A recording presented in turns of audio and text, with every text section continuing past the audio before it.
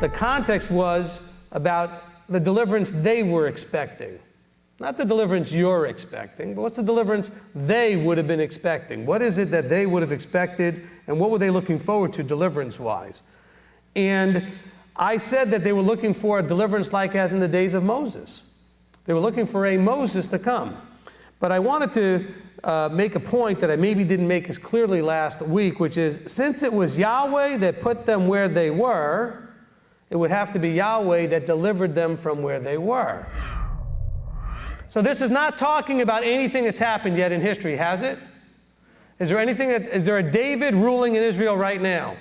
No. So we haven't gotten there yet. Because there are people that will say, oh, this was fulfilled when they came to rebuild the second temple. Or this was fulfilled, blah, blah, blah, in 1948. And then, really, the context has all the pieces of the puzzle connected.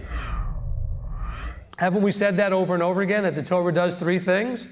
It keeps you safe. Excuse me, I usually say it in the other way. It blesses you, right? The Torah blesses you. It keeps you safe. And what does it do? It transforms you from what you are into what He is.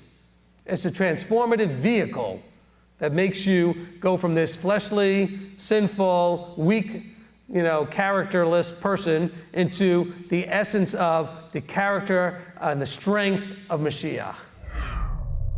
But there's another righteousness, the righteousness of belief. The righteousness of belief, it takes belief not to say, oh, this is so hard, and who can do it, and it's awful, and it's a burden even That's not what the verse was ever talking about, by the way. The burden that even our forefathers couldn't bear was never the Torah. There's a difference between salvation being available and you being saved. In other words, partaking of what was offered. It was freely offered. You don't get to have it, though, unless you do some things. In other words, you don't get to enjoy it and participate in it. It was freely offered. But there's an expectation that while it is available to you for free, that you do certain things to avail yourself of what was offered. Now there it says in most translations, whoever calls on the name of the Lord shall be saved. Well, the Lord is not a name, although I did watch a video the other day with Marty, and we had a person make an absolute adamant statement that the Lord is a name. That His name is the Lord. I'm not making this up, okay? And so, but it says here, everyone who calls on, what's calling on? We're talking about invoking, not incanting. Anyone who invokes and calls upon the authority of Him shall be saved. What did Yeshua say? I lay down my life for the whole world. Okay, so then obviously there's no respecter of persons here. There's no inconsistency in Scripture. So it doesn't matter if you were born Jew or Greek. What matters here? Listen what it says. What matters here? It says, everyone who calls upon or invokes the name of Yahweh shall be saved. Well, let me tell you something. If you're going to invoke that name and not do what He's saying, I would run. That's a scary thing. I wouldn't call upon that name unless you're in a position to call upon that name. So what do we hear people talking about in the churches? We need to go out there and win souls. There's not a single verse anywhere in the Bible telling you to do that. And I have a secret for you. You ready? Don't get upset now. You can't do it. I don't mean to burst your bubble. You have zero ability to save a soul. You go try all you want. You just can't do it. You are completely unequipped and unanointed. There's only one who can save anybody. And we're told that in Scripture. The Messiah. By the way, people are talking about this in the Messianic as well because they're still very Christian. Way too many of them are way too very Christian, going out there saving souls. No. Teach Torah. Teach Yeshua as Torah. Help them understand that the idea is to embrace what will change us from what we are into what He is. Which is why people get upset when they go, He couldn't be Messiah because, He can't die. We don't have human sacrifice and this and that. He died for other reasons. He offered Himself up for other reasons. He wasn't a human sacrifice. But He also did not do away with or fulfill, quote unquote, which means done away with in Christianity terms. Fulfill doesn't mean do away with, by the way. Tell all your friends who say in Matthew 5, which says he fulfilled the Torah, so it's done away with, then tell them then they shouldn't have any more joy because he fulfilled that too. He said, I came so that your joy would be fulfilled. Same Greek word. It just says filled there, but it's the same word. The same word in Matthew 5 is the word that's in the other place in the gospel. He said, I came so that your joy would be complete. No more joy. So stop smiling. I see a lot of you smiling. Don't smile. No more joy. See how foolish that is? When we read Ezekiel 37, did you not hear where it said, and they shall no longer be two houses? Which means that right now there are two houses. So for all of those in the MJAA and UMJC and all of the other groups that say, we don't believe in two-house theology, well, argue with Ezekiel 37. Because all we teach in the two-house theology, if we're teaching it correctly, is that the two houses that currently exist will be reunited at one point into one. So we all believe in one house. Because the house was divided into two and will be restored back into one.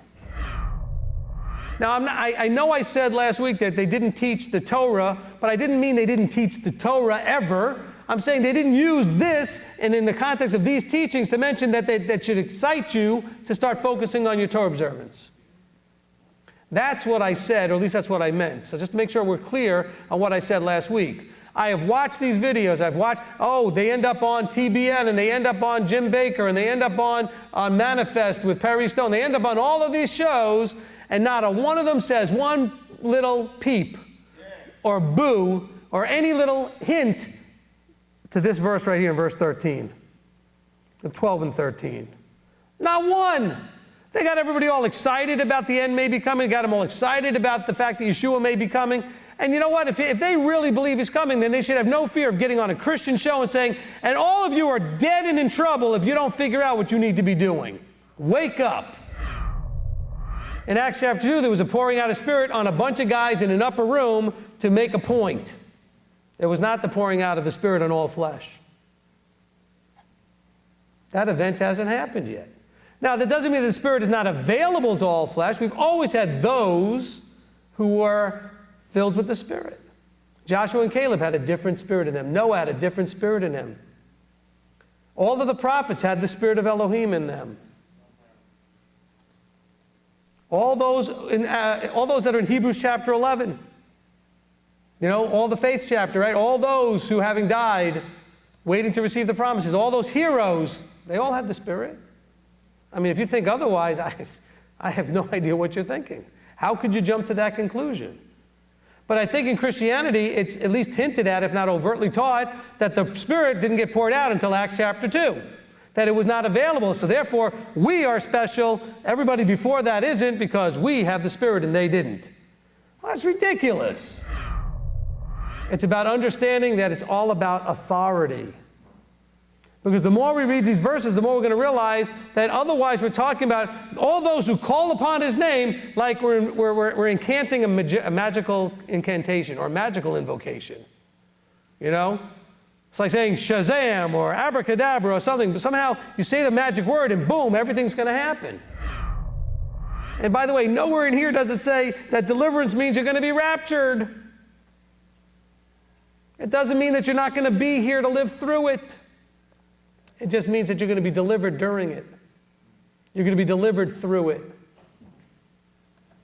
And so we have that problem, which, by the way, is also an obsessive part of all of these discussions about the blood moons and the other things. And the Shemitah and the Jubilee is the idea that the rapture must be coming. Because after all, that's why nobody's concerned about making teshuvah. They all think they're going to be raptured. Joel's saying, when you see these signs, you better hit your face on the floor. And you better start changing your life. Forget about thinking you're escaping. There's no hint here. He doesn't say in verse 12, it says, yet even now, declares Yahweh, turn to me, and I'm just going to rapture you away. You don't have to worry about any of these things. We're all in the process of dying. That's in our future. So why do we waste the time that we waste and not embrace every moment? And we just in foolish disputes and fightings and this and that. Why do you think you have time for that?